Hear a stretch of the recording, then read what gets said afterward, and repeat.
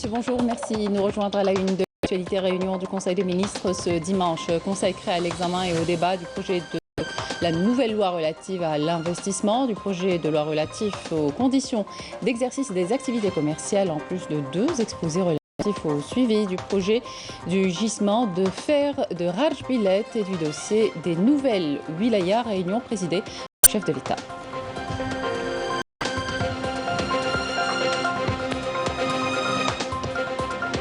L'actualité, c'est aussi les massacres du 8 mai 1945. À cette occasion, le président de la République, Abdelmadjid Tebboune, a adressé hier ce message dans lequel il affirme que les massacres du 8 mai 1945 avaient constitué une période charnière de l'histoire de la nation et que l'attachement au dossier de l'histoire et de la mémoire émanait de la responsabilité de l'État envers son capital historique.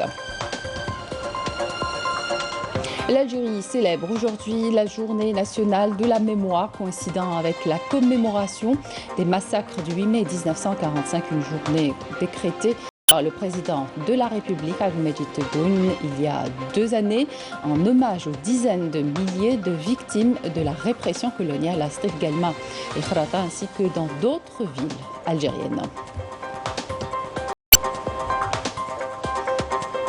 Mémoire toujours. Portrait dans ce journal de l'un des derniers témoins des massacres du 8 mai 1945 qui nous a quittés il y a quelques années. Il s'agit du défunt de Erika Zegler, une fervente militante de la cause algérienne durant la guerre de libération nationale.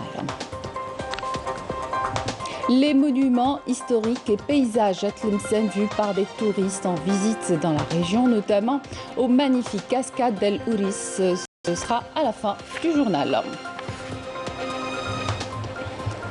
Bienvenue à tous. Le président de la République, Abdelmadjid Tebboune, chef suprême des forces armées, ministre de la Défense nationale, préside aujourd'hui une réunion du Conseil des ministres. Elle sera consacrée à l'examen et au débat du projet de la nouvelle loi relative à l'investissement, du projet de loi relatif aux conditions d'exercice des activités commerciales, en plus de 2 exposés relatifs au suivi du projet du gisement de fer de Rajbilet et du dossier des nouvelles wilayas. À l'occasion de la célébration de la Journée nationale de la mémoire, le 77e anniversaire des massacres du 8 mai 1945, le président de la République, Abdelmadjid Tebboune, a adressé hier un message dans lequel il affirme que cette date figure parmi les jours témoins de la grandeur de la lutte de la nation et constitue une source de fierté qui inspire les générations au fil du temps. Dans son message, le chef de l'État n'a pas manqué de fustiger ceux qui ne se sont toujours pas débarrassés de leur extrémisme et attachement chronique à la doctrine coloniale, désuète et misérable, et qui n'ont pas appris de leur tentative désespérée de dissimuler les vérités de l'histoire par l'imposture et l'oubli. Et d'ajouter que les atrocités perpétrées à Srif Guelma, Khrata et dans d'autres villes le 8 mai 1945 sont témoins de massacres hideux qui ne sauraient être oubliés. Ils resteront gravés dans la mémoire nationale, mais également dans le référentiel historique dont les bases ont été jetées vaillamment par le combat contre l'injustice du colonialisme. Dans sa missive, le président de la République souligne que notre attachement au dossier de l'histoire et de la mémoire émane de ces pages glorieuses et de la responsabilité de l'État envers son capital historique, étant un des fondements qui ont forgé l'identité nationale algérienne et un socle essentiel pour la construction du présent et l'anticipation de l'avenir sur les bases et les principes de l'éternel de novembre Il s'agit d'un attachement qui s'éloigne de toute surenchère ou négociation pour préserver notre mémoire dans la perspective d'établir la confiance et de jeter les bases de relations de coopération durables et fructueuses, grandissant les intérêts des deux pays dans le cadre du respect mutuel. Abdelmajid Tebboune rappelle qu'en ce jour mémorable, la meilleure expression de loyauté à la patrie dans un contexte de défis multiples demeure le resserrement des rangs pour pouvoir traiter avec l'efficacité et la célérité requise notre situation socio-économique. Il dira à ce propos que seul un front interne soudé est en mesure de déjouer les tentatives de provocation et mettre à nu les contre-vérités hostiles qui ne feront pas renoncer l'Algérie à ses grands choix et orientations stratégiques sur les plans internes et externes. Il s'agit là d'une vision appelant à faire prévaloir la voie de la justice et à soutenir les causes justes, faisant ainsi de notre pays un élément d'équilibre et de stabilité. Le chef de l'État a clôturé son message en s'inclinant avec déférence à la mémoire de nos glorieux chouhada et rendant hommage aux moudjahidettes et moudjahidines dans ces termes, grandeur et gloire à nos valeureux chouhada. Vive l'Algérie libre et altière, que la paix et les bénédictions de Dieu soient sur vous. Depuis son investiture, le président de la République, Abdelmajid Tebboune, a accordé à la mémoire nationale une importance particulière. Le chef de l'État a décrété une journée nationale de la mémoire afin de permettre, entre autres, à la nouvelle génération de connaître l'histoire de son pays et les sacrifices de ses ancêtres. Il a donné le lancement d'une journée nationale à réussir les restes morts pour l'indépendance de l'Algérie. Les détails avec Abdelmajid Benqassi. La journée nationale de la mémoire, coïncidant avec la commémoration des massacres du 8 mai 1945, une journée décrétée par le président de la République, Abdelmajid Tebboune, il y a en hommage aux dizaines de milliers de victimes de la répression coloniale à Sétif, Guelma, Kharrata et dans d'autres villes algériennes. Le président de la République avait qualifié de crime contre ces massacres et considéré cette date comme une étape charnière dans l'histoire de notre glorieuse lutte contre le colonialisme et un tournant décisif dans la mise à nu de la réalité du colonisateur et dans la cristallisation de la conscience quant à l'impératif de se préparer à la glorieuse révolution. احنا خارجين بها من المجتمع وطني الى النخاء. الذاكره هذه ما اسمحش فيها، ولكن عمري ما ندير منها كونت كوميرس. ذاكره بين شعبين، بين دولتين، بين كذا. Président de la République a la promotion de l'écriture de l'histoire nationale. Tendance aux jeunes, par la même occasion l'attente de notre jeunesse, gloire et épopée de son histoire nationale. Un attachement à notre histoire, un devoir de mémoire pour tous, pour que nul n'oublie cette perspective dans l'intérêt porté par le président de la République à la sauvegarde de la mémoire nationale. Il a décidé la création d'une chaîne de télévision dédiée exclusivement à l'histoire de l'Algérie. En juillet 2020, l'Algérie a récupéré les restes mortuaires de 24 résistants algériens, restés 170 ans, conservés au musée d'histoire naturelle de Paris. Le président Tebboune a souligné la détermination de l'État algérien à poursuivre l'opération jusqu'au rapatriement de l'ensemble des restes des résistants algériens se trouvant à l'étranger. Par ailleurs, et c'est le cadre de la préservation de la fondamentale de l'identité nationale que le président Abdelmajid Tebboune avait décidé l'année dernière de décréter l'observation d'une minute de silence le 17 octobre de chaque année à travers tout le territoire national à la mémoire des victimes algériennes des massacres perpétrés le 17 octobre 1961 à Paris par la police française. Ces massacres qualifiés par de nombreux historiens algériens et français de crimes d'État. Une date qui marque à jamais la barbarie de la colonisation française contre les Algériens. Des milliers d'Algériens ont été massacrés. Leur seule faute, avoir brandi le drapeau national réclamant l'indépendance de l'Algérie. C'était un certain 8 mai 1945. Évocation avec Smaïl Raitia. Le 8 mai 1945, au moment où les Alliés célébraient leur victoire sur l'Allemagne nazie, la France coloniale massacre les Algériens dans les grandes villes, notamment du Constantinois. Ces Algériens répondaient justement à l'appel du Parti du peuple algérien, PPA, qui a tenu à célébrer également cette victoire dans un élan patriotique sans précédent.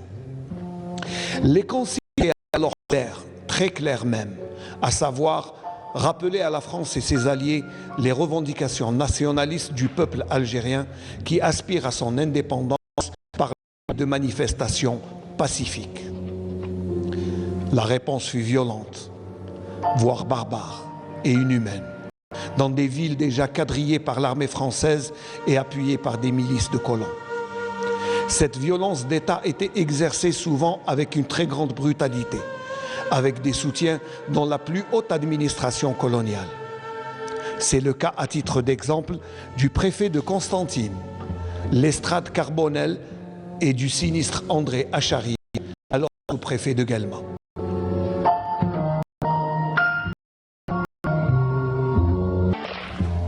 À Sétif, le drame commence lorsque des policiers français veulent se saisir du drapeau national, brandi allègrement et fièrement pour la première fois, avec d'autres banderoles réclamant l'indépendance nationale. Très vite, la férocité de la répression va s'étendre à toutes les villes, villages et mechtas où l'on assiste à une levée en masse des autochtones. À Guelma, les arrestations et les actions des milices suscitent un grand élan de solidarité des Algériens face aux colons de la région. Les civils européens et la police coloniale se livrent ainsi à des exécutions massives et à des représailles collectives. Et pour empêcher toute enquête, ces milices réouvrent les charniers et incinèrent les cadavres dans les fours à chaux d'Héliopolis. Quant à l'armée, appuyée par les tirailleurs sénégalais et les tabors marocains, son action était assimilée par certains observateurs à des opérations de guerre. Une guerre contre un peuple désarmé. De Kherrata à Béjaïa, 15 000 femmes et enfants doivent s'agenouiller avant d'assister à une prise d'armes. Le bilan de ce crime contre l'humanité de ce printemps de 1945 à Sétif, Guelma et Kherrata était lourd, très lourd même. 45 000 morts, des milliers d'arrestations et d'innombrables veuves et orphelins.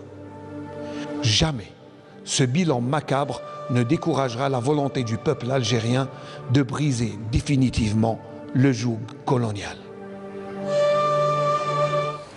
Le portrait à présent du défunt Moudjahed El-Hadj Amer Ammar, l'un des derniers témoins des massacres du 8 mai 1945 et qui nous a quittés il y a quelques années. Il a participé durant la Seconde Guerre mondiale au combat contre le nazisme en Alsace-Lorraine avec la promesse d'accorder l'indépendance. Avant sa disparition, il a livré son témoignage à la télévision algérienne, un témoignage qui restera gravé. Nabil Hamadesh, Amel Baqba. Le Moudjahed El-Hadj Amer Ammar nous a quittés il y a 4 ans. Mais avant sa disparition, la télévision algérienne a immortalisé son témoignage. Lui qui avait pris part au combat contre le nazisme en Alsace-Lorraine. Il a en effet fait partie des premiers Algériens entraînés par l'armée coloniale dans la Seconde Guerre mondiale avec la promesse du colonisateur français d'accorder à l'Algérie l'indépendance.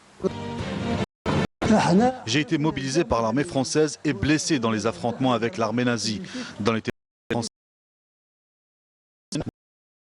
nous sommes arrivés jusqu'en Allemagne. Berlin a été libéré par les Algériens américains.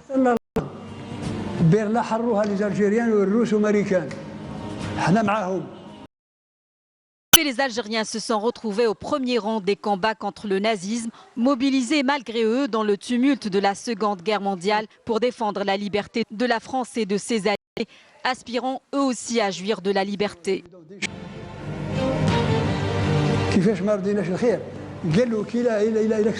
La France nous avait promis l'indépendance, on la soutenait dans sa guerre contre le nazisme.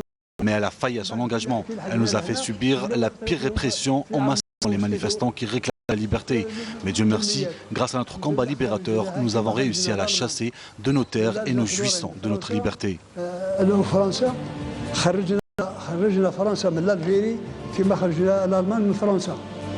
Alors que les Français célébraient la victoire des Alliés sur l'Allemagne nazie, marquant la fin de la Seconde Guerre mondiale, des dizaines de milliers d'Algériens sortis dans les rues de Sétif, Guelma et Khrata revendiquaient l'indépendance de l'Algérie, comme l'avait promis la France s'il la soutenait dans son combat contre le nazisme.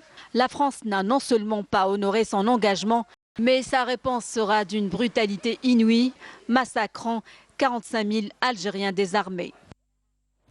Militante de première heure, Erika Dober-Zegler, une militante suissesse qui a combattu le colonialisme français aux côtés de grands noms de la guerre de libération nationale. Son portrait dressé par Fla Mourtari et Amélie Siridir.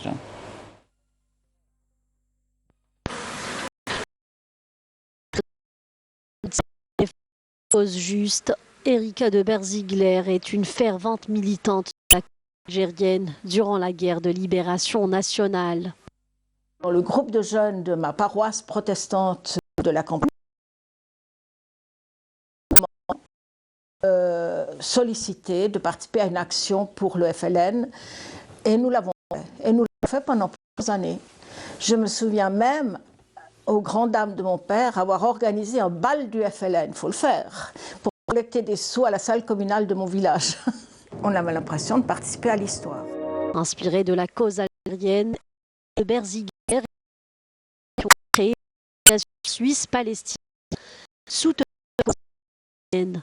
C'est d'ailleurs son engagement aux côtés de figures emblématiques de l'Algérie qui l'a incité à visiter la Palestine, un pays qui subit encore les affres du colonialisme identitaire.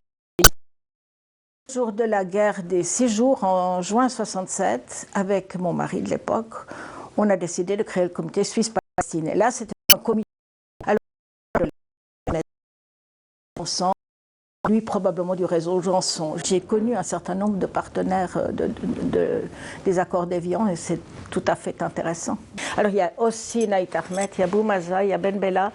La grandeur de l'Algérie affrontant une puissance coloniale, une des grandes puissances du monde, était à nos yeux extraordinaire. Elle a marqué pas seulement ma génération en Europe, mais évidemment les générations africaines, les générations sud-américaines, tous ceux qui ont eu à se libérer du joug du colonialisme et de l'impérialisme. C'était des événements extraordinaires. Donc l'Algérie est grande à cause de ça. Aujourd'hui, à 20 ans, Erika Zegler lutte toujours pour la solidarité entre les peuples, aux côtés de son mari Jean Zegler, ami de l'Algérie. La radio algérienne, à travers toutes ses chaînes nationales, thématiques et régionales, organise aujourd'hui une journée ouverte fil rouge consacrée à la journée nationale de la mémoire et à la commémoration du 70e anniversaire des massacres du 8 mai 1945. La radio algérienne a offert à cette occasion un don symbolique au des Moudjahidines et des ayants droit sous forme d'une collection importante de CD contenant des enregistrements originaux et rares de valeurs historiques et scientifiques, de témoignages et d'enquêtes documentaires sur de nombreux événements, batailles et massacres survenus dans différentes régions du pays durant la glorieuse révolution de libération nationale. هذه المجهودات المبذولة تأتي في سياق تجسيد توجيهات السيد رئيس الجمهورية التي وجهها في مناسبات سابقة إلى كل المؤسسات المختصة والمتخصصة، ولعل على رأسها وزارة المجاهدين، الإذاعة الوطنية، التلفزيون العمومي، وكل المؤسسات المعنية والناشطة وشاغلة في الحقل التاريخي، ولعل تنويع قنوات الحفظ على الذاكرة الوطنية وعلى رأسها الأعمال السمعية البصرية تصب في هذا السياق.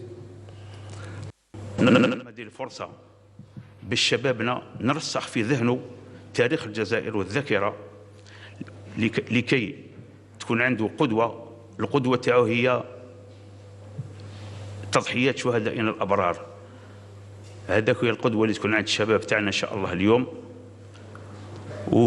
ونتجهدوا ونبذل أكبر وأكثر المجهودات لكي تكون هذه الذاكرة والتاريخ الجزائري العظيم والمجيد، لأن التاريخ هذا لو كان عند دول أخرى يفتخروا به افتخار كبير جدا. L'Algérie a condamné dans les termes les plus forts l'attaque terroriste ayant ciblé hier une station de pompage hydraulique dans le canal de Suez en République arabe d'Égypte, faisant plusieurs morts et blessés dans les rangs des forces armées égyptiennes. En cette pénible épreuve, l'Algérie présente ses sincères condoléances aux familles et proches des victimes et souhaite un prompt rétablissement aux blessés, exprimant son entière solidarité avec le gouvernement et le peuple de la République arabe d'Égypte, pays frère, et affirme son plein soutien pour les efforts des autorités égyptiennes dans la lutte contre le terrorisme. L'Algérie a également renouvelé son appel au renforcement des mécanismes de lutte contre le terrorisme au niveau régional et international afin d'assurer une réponse conjointe et efficace contre ce fléau qui menace la paix et la sécurité internationale et entrave les efforts de développement économique. 11 militaires ont été tués samedi en Égypte dans une attaque terroriste à proximité du canal de Suez dans le Sinaï, péninsule du nord-est du pays, a rapporté l'armée égyptienne. Le président ukrainien Volodymyr Zelensky doit participer aujourd'hui à une réunion par visioconférence des dirigeants du G7 au moment où Kiev redoute un assaut final russe contre les derniers combattants assiégés à Mariupol avant la commémoration demain à Moscou de la victoire contre l'Allemagne nazie au moment où les frappes russes s'intensifient sur l'est de l'Ukraine avec 60 disparus dans le bombardement d'une école. Retour en Algérie, la coutellerie chez nous, une spécialité de l'homme tergui, mais pas que. Les femmes tergui ont également contribué au développement de cet art. Absar Takoba, des couteaux en fer et des épées sculptées et très prisés par les touristes que Yasmine Messoudi nous invite à les découvrir. Dans cet atelier qui ne paye pas de mine, ces artisans couteliers fabriquent des pièces uniques et originales, des épées, des coutelas et autres hachettes, des armes d'apparat qui, bien que travaillées avec des outils et des moyens rudimentaires, ont une réputation transcendant les frontières du pays. Nous sculptons des couteaux en acier, comme vous pouviez le voir. C'est un couteau tergui qu'on appelle Absar. C'est de l'artisanat qui attire beaucoup de visiteurs et des touristes étrangers. Et c'est grâce à cela que nous subvenons à nos besoins. Nous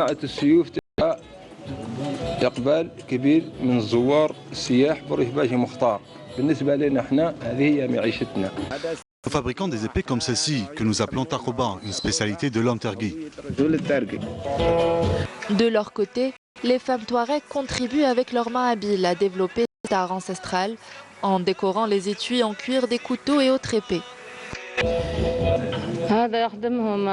Les hommes se chargent de fabriquer ces couteaux et nous décorons les étuis en utilisant du cuir que nous peignons.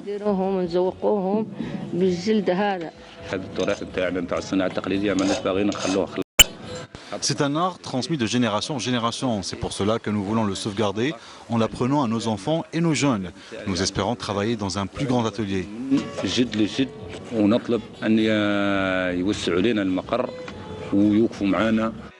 Mais que les artisans de la région souhaitent absolument préserver pour peu qu'ils puissent bénéficier d'une aide financière.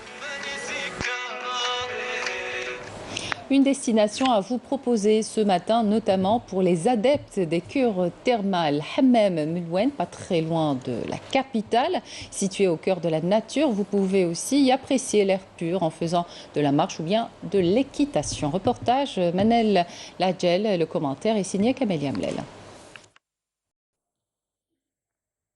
Au pied des monts de l'Atlas, à 40 km au sud d'Alger, se trouve Hammam El-Ouane, ou le bain de couleurs. Un ensemble de sources thermales chaudes aux vertus miraculeuses selon les curistes. Durant le printemps, la location touristique attire un très grand nombre de visiteurs venus spécialement pour profiter des bienfaits de la station thermale. Nous sommes venus ici pour nous détendre. Vous savez, après un mois de jeûne, il fallait venir avec les enfants pour prendre de l'air et profiter de ce beau temps. Je venais souvent avec mon père à Hammam El-Ouane. On venait faire des pique-niques en famille. J'apprécie beaucoup la nature et le calme.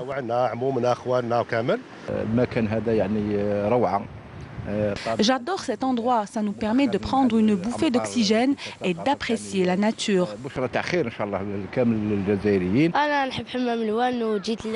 J'invite tout le monde à venir admirer les paysages magiques de la vallée, entourés de montagnes. Chaque fois que je viens à Hammam El-Ouane, j'en profite pour faire de l'équitation. L'air, le paysage montagneux féerique et les cures thermales, Hammam El-Ouane offre un cocktail d'exception qui fait le bonheur de ses visiteurs durant toutes les saisons. On termine ce journal avec une escale à Tlemcen, découvrir ses monuments historiques et ses paysages à travers le regard de touristes, notamment aux magnifiques cascades d'El Ourit qui font partie du parc naturel de Tlemcen. Samira Hadjamar. Anastasia, une touriste étrangère, visite Tlemcen. Elle profite de ses vacances pour découvrir les monuments historiques et les paysages. Et pour immortaliser sa visite des magnifiques cascades d'El Ourit, elle y prend des photos avec son groupe d'amis. Je visite l'Algérie, c'est vraiment magnifique. Je peux voir les cascades, les montagnes, le désert, une multitude de paysages et de lieux à découvrir. C'est un bel endroit à visiter. L'El Ourit est la plus haute cascade en Algérie, située à proximité de la route nationale numéro 7 et à 7 km du centre-ville de Tlemcen. L'El Ourit est composée de 7 cascades en étage. On y vient de partout pour découvrir cette merveille de la nature. Je viens visiter avec la famille, voir la beauté du pays. Ça fait plaisir. Ça fait plaisir de venir ici. Je viens de Paris, je visite mon pays, les cascades d'El Ourit, la route de Bni Ad à Ain Feza. J'espère avoir du temps pour visiter plus d'endroits, peut-être aller au Sahara. De ces belles cascades se déverse une eau limpide depuis une hauteur de 120 mètres et au milieu du parc naturel de L'El Ourit, le Vieux Pont, un ouvrage d'art réalisé en 1890 par l'architecte de la célèbre tour Gustave Eiffel à Paris. Je suis venue de Sy grâce à mes 2 belles-sœurs. C'est une très belle journée. Vous savez, quand les enfants ont cours, on ne peut pas trop sortir. Alors avec l'Aïd, on en profite un peu. On adore cet endroit. J'ai visité L'El Ourit. Je conseille à tout le monde de venir visiter L'El Ourit. Les gens ils jouent, ils visitent, ils découvrent les cascades. Les cascades de L'El Ourit font partie du parc naturel de Tlemcen. C'est une destination phare pour le tourisme et un site naturel d'exception qui vaut le détour. Et c'est la fin de cette édition. Merci de votre attention. Tout de suite, les prévisions météo avec Fariel Chir. Excellente suite de programmes sur Canal Algérie.